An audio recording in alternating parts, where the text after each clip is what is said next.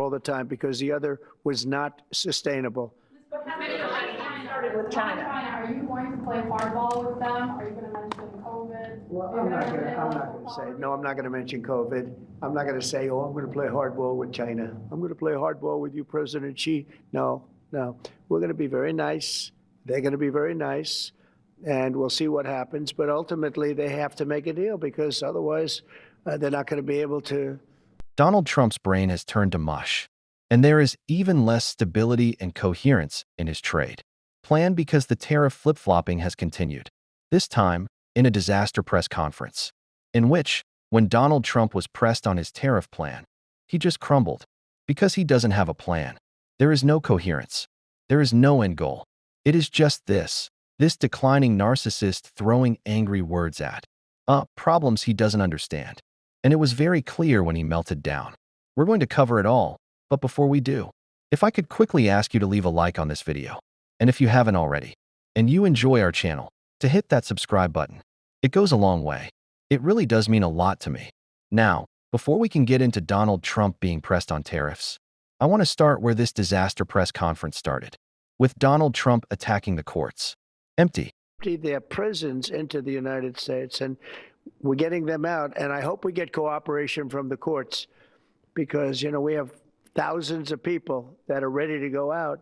And you can't have a trial for all of these people. It wasn't meant, the system wasn't meant. And we don't think there's anything that says that, look, we are getting some very bad people, killers, murderers, drug dealers, really bad people, the mentally ill, the mentally insane. They emptied out insane asylums into our country. We're getting them out. And a judge can't say, no, you have to have a trial. The trial's going to take 2 years. And no, we're going to have a very dangerous country if we're not allowed to do what we're entitled to do. Donald Trump is now saying he wants the courts to cooperate with him. You're supposed to cooperate with the courts. This is a guy who claims to love the Constitution, but clearly hasn't read it. This is idiotic. And the final statement, that a judge can't say you need a trial. Yes, that's exactly what they can say. Donald Trump clearly doesn't understand this relationship, probably because he doesn't care to understand checks and balances. He doesn't want them to exist anymore. And this is why we need Democrats to be calling out this attack on due process. Even if they think talking about immigration might be a bad issue for them. Who cares? This is a constitutional crisis. It's not time for focus groups and message testing. Get out there and call it out, and at the same time, call out the way that Donald Trump's chaos has caused the economy to collapse, even though Donald Trump clearly doesn't see it. But if you remember my first week, I was standing here, Paul, and they were screaming about eggs. The cost of eggs have gone through the roof.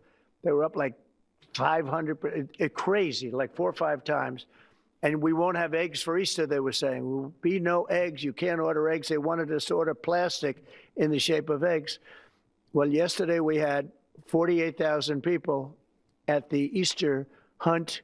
They call it the Easter roll at the White House. And we had all eggs. And as you know, the cost of eggs has come down like 93, 94% since we took office. And they're pretty much normally priced now. Great job. Our Secretary of Agriculture, Brooke Rollins, did a very good job. But groceries have come down. It's all coming down. The only thing that hasn't come down, but it hasn't gone up much, are interest rates. And we think the Fed should lower the rate. We think that it's a perfect time to lower the rate. And would like to see our chairman be early or on time as opposed to late. Late. I would first like to point out this dumb argument that MAGA will make. Egg prices exploded, and they've come down a little bit. But just because the price of eggs starts at $3.50, then goes to $10, then comes down to $8, that doesn't mean you lowered the price of eggs. It means you've gotten the price of eggs closer to where they were under Joe Biden. You didn't do anything. You didn't do anything good. It's like they want to screw things up so they can fix it a little bit, so they can point to the win, because they know they can't create a win otherwise. In the same way that Donald Trump can't create a deal, or maybe he doesn't want to. He clearly doesn't understand his own plan. Just listen to him right here. I'm not, but 100% of all of these documents are being delivered. Yeah, please. Mr. President, you said you're ultimately going to make a deal with China, but where do things stand right now? Have you talked to I him? think my relationship, my relationship with President Xi is great. It's been great for a long time. We've had a very good relationship, and I think we'll make a deal with China.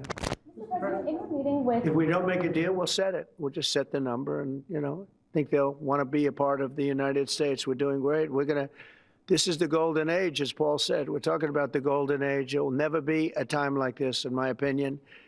And China wants to be a part of that, too. Mr. President, in your meeting with investigation firm Mueller. Are you making deals or not? We still don't actually know what the tariffs are about. No matter what Donald Trump does, MAGA will just say, art of the deal, art of the deal. He's making deals. But he doesn't even know if he wants to make deals. He doesn't even know if he wants to be tough. Listen to what he said when he essentially admitted defeat to China right here. And our country is getting stronger all the time because the other was not sustainable. Started with China. Are you going to play hardball with them? Are you going to mention COVID? Well, I'm not going to say, no, I'm not going to mention COVID. I'm not going to say, I'm going to play hardball with China. I'm going to play hardball with you, President Xi. No. We're going to be very nice. They're going to be very nice.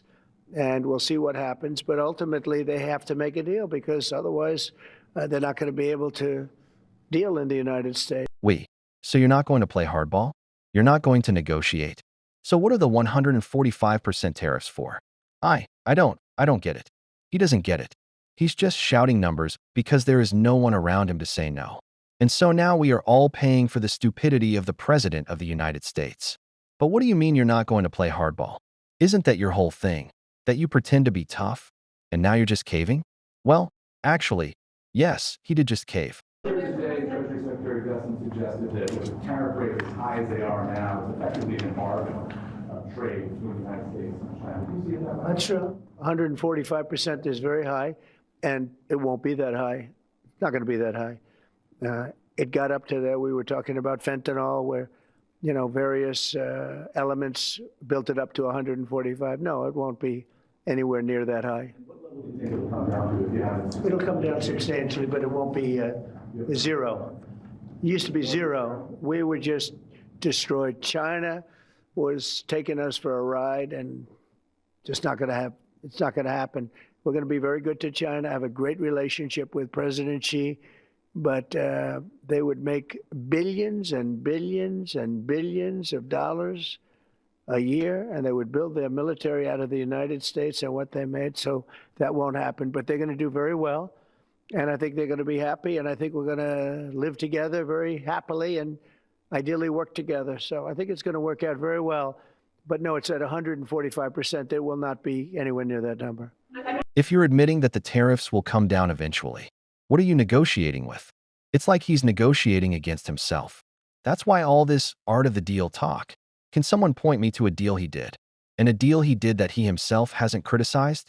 Because he's done that a couple of times. He also didn't write the book. Can we talk about that for a second? He didn't write the book. It's not his art. It's just, you can't even begin to argue with these people. You can't. They cannot acknowledge or understand the fact that this is incredibly unpopular. And it's the reason that people are turning out in droves. As Rachel Maddow talked about right here. To it. So I think the protests are really starting to bug them. I don't know if it's the number of protests or the number of people protesting or the fact that the protests really aren't going away and they keep seeming to grow. I don't know if it's the tenor and good humor and peaceful nature of the protest that's bugging them. But I think they are really getting bugged. I think it is really getting under their skin. And here's one way we can tell.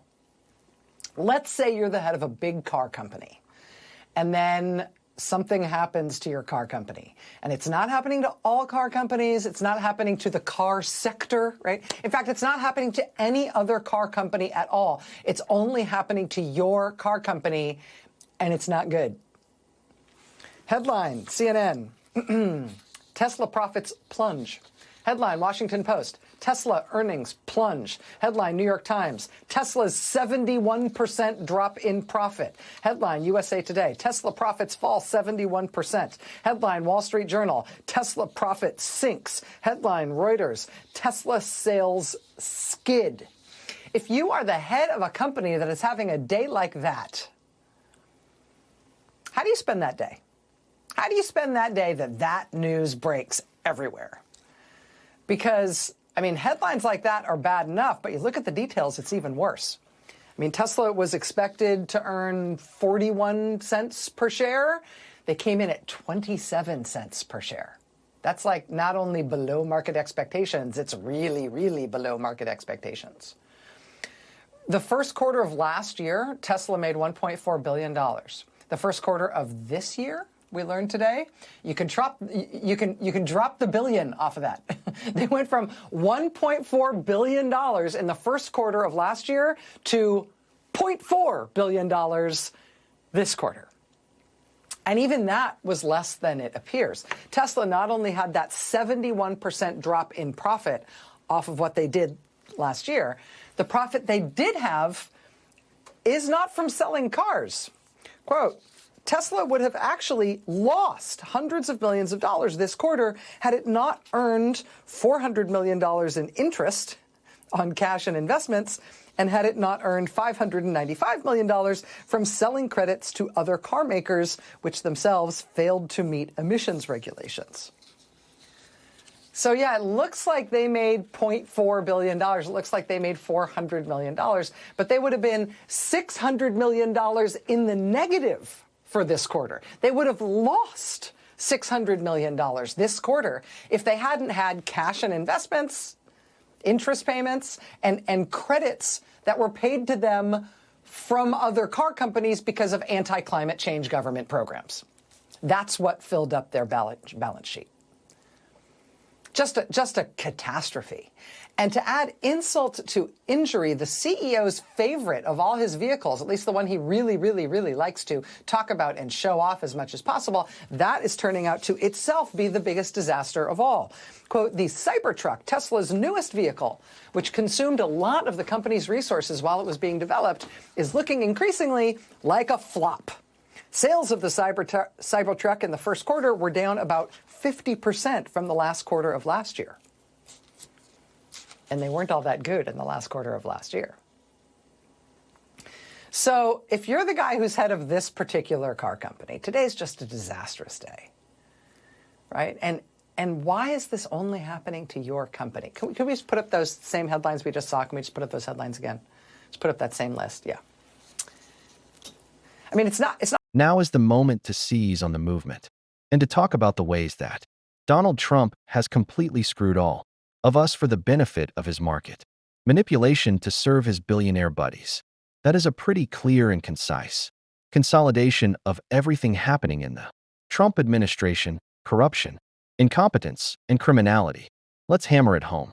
And all at the same time, your groceries are more expensive. That's our message. Let's get it done. We're certainly going to be doing so on this show. And if you want to support that, as always, you can hit that subscribe button, leave a like on this video. And if you stuck around to the end, you can drop a blue heart in the comments.